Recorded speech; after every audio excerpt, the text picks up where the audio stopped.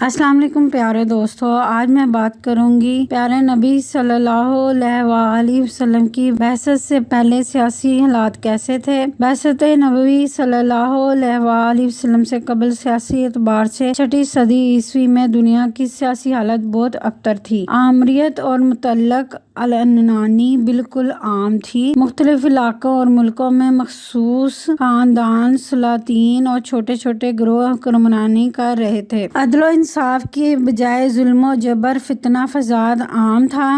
حکمرانی کی غرض و غایت عوام کی خوشحالی اور فلاح بہبود نہ تھی، بلکہ مقصود ستم ڈھانا اور ان کی کمائی سے سامان عیش فراہم کیا جاتا تھا۔ پوری دنیا میں انہی کے اصول کا دور دورہ تھا۔ ان کے نتیجے میں ایران اور روم، چین، ہندوستان اور دوسری حکومتوں کا سیاسی نقشہ بگڑ چکا تھا۔ خانہ جنگیوں کا سلسلہ عام تھا۔ روم کی سلطنت 335 ہجری میں دو حصوں میں تقسیم ہو گئی تھی، ایک مشرقی اور دوسرا مغربی۔ مشرقی حصے کا بادشاہ قسطنطین اعظم تھا، جس کے مرنے کے 335 ہجری کے بعد وہاں سیاسی خانہ جنگیوں کا سلسلہ شروع ہو گیا۔ ایام سلطنت میں گروہ بندیاں قائم ہو گئیں اور باہمی نفاق اور فتنہ فساد کا بازار گرم ہو گیا۔ بالآخر سلطنت روم مختلف صوبوں میں تقسیم ہو کر مختلف دعوے دار سلطنت کے حصے میں آئی، لیکن نااہل فرما برداروں کی کمزوری دیکھ کر ایک طرف گوت، ونڈال وغیرہ بعض وحشی قوموں نے حملہ کر دیا اور دوسری طرف دور افتادہ صوبوں کی رعایا بغاوت پر آمادہ ہو گئی۔ نتیجہ یہ ہوا کہ 5ویں صدی عیسوی کے آخر میں سلطنت روم کا مغربی بازو، جو برطانیہ، فرانس وغیرہ پر مشتمل تھا، بالکل کٹ گیا اور خود روم کا دارالحکومت دشمنوں کے حملوں سے محفوظ نہ رہا۔ سلطنت کی عدم مقبولیت کا یہ عالم تھا کہ خود رعایا حکمرانوں سے اس حد تک نفرت کرتی تھی کہ وحشی اقوام کو رومیوں پر ترجیح دیتی تھی۔ امراء، وزراء اور سلاطین میں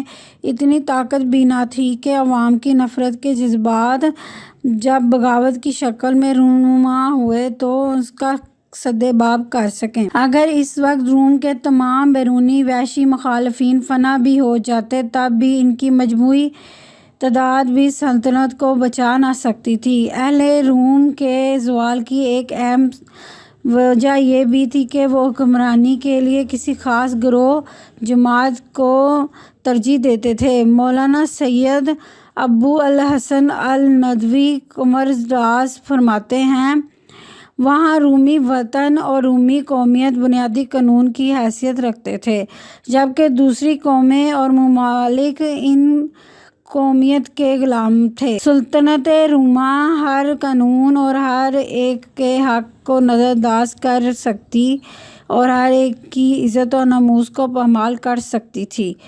ہر ظلم و ستم کو جائز سمجھا جاتا تھا۔ رومیوں کا ہم عقیدہ اور ہم مذہب ہو کر اور حکومت کے ساتھ خلوص و وفاداری کا اظہار کر کے بھی کوئی فریاد قوم رومیوں کے ظلم و ستم سے نہ بچ سکتی تھی۔ کسی قوم کو حکومت خود اختیاری اور اندرونی خود مختاری کا حق نہ تھا اور نہ اس کا موقع تھا کہ اپنے ملک میں اپنے واجبی حقوق سے فائدہ اٹھا سکے۔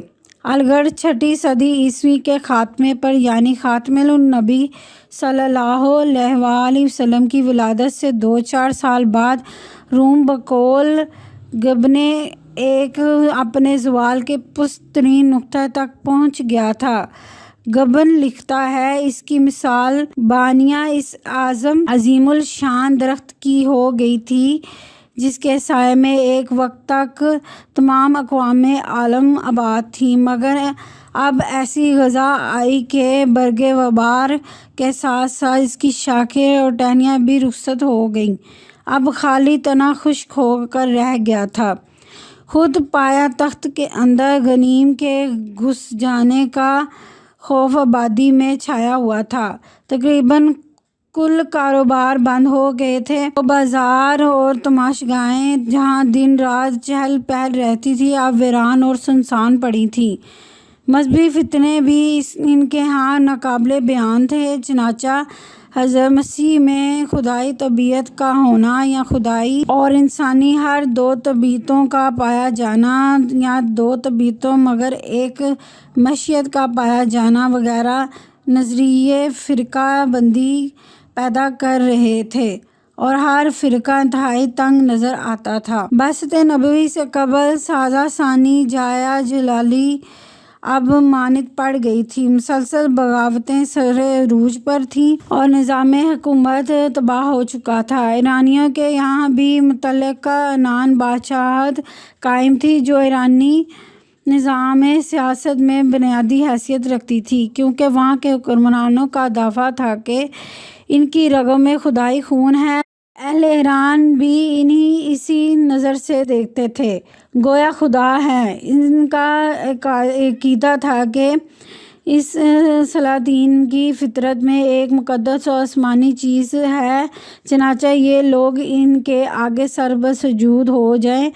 بادشاہت اور حکمرانی کے لیے ایک خاص گھرانہ کیانی خاندان معین تھا۔ اگر اس خاندان میں کوئی عمر رسیدہ نہ ملتا تو بچہ ہی کو اپنا بادشاہ بنا لیتے، اگر کوئی مرد نہ ملتا تو عورت کو حکمران بنا دیتے۔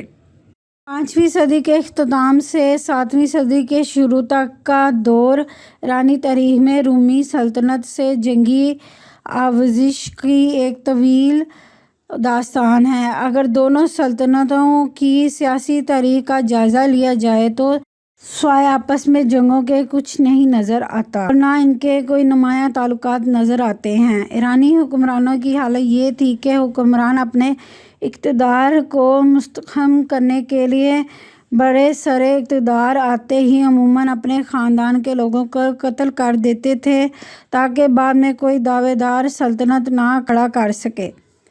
رعایا اور فوج کے لوگ جب جس حکمران کو چاہتے قتل کر دیتے۔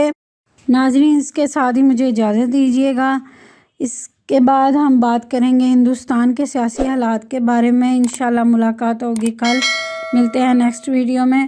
میرے چینل کو سبسکرائب لازمی کیجیے گا۔ اللہ حافظ۔